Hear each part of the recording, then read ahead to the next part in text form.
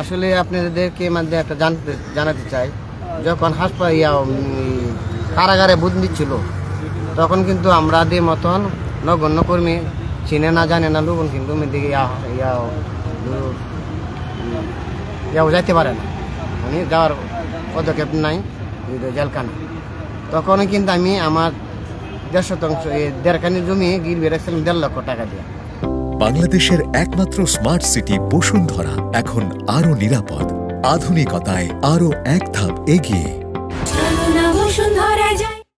1.5 লক্ষ টাকা গিরবির বন্ধক রাখিয়া টাকাটা নিয়ে আমি মনোনীত করছি তার জন্য উমরা করব। উমরাতে যাইয়া আমি বলছি, হে আল্লাহ। উমরা করেছেন আপনি? আমি উমরা করছি। বেগম খালেদা জিয়ার নামে আপনি উমরা করেছেন? আমি বেগম দেশমাতা খালেদার জন্য উমরা করছি।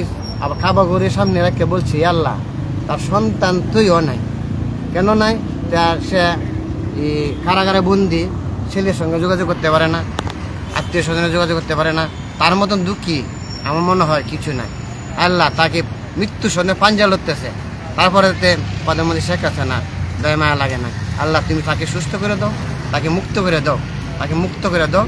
আমি মনে করি আমার 100 বছর হালাল টাকা, আল্লাহ বলছে তুমি যদি আবাদত করতে যাও হালাল টাকা দিয়ে আবাদত করো, আল্লাহ অবশ্যই কবুল করবে।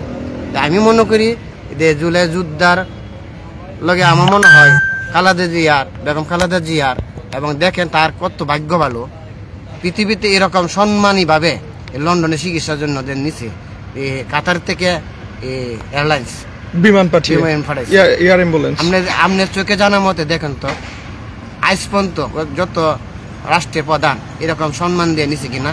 আমি মনে করি আল্লাহ তাকে সম্মান দিছে, সম্মান দেওয়ার মালিক আল্লাহ, দেওয়ার মালিক আল্লাহ।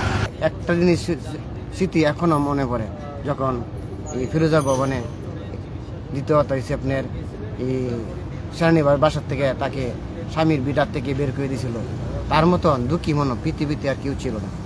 তার কান্না আকাশ পাতাল ভেতরে কাঁপছে, কিন্তু আমাদের শেখ হাসিনা মনে কোনো খারাপ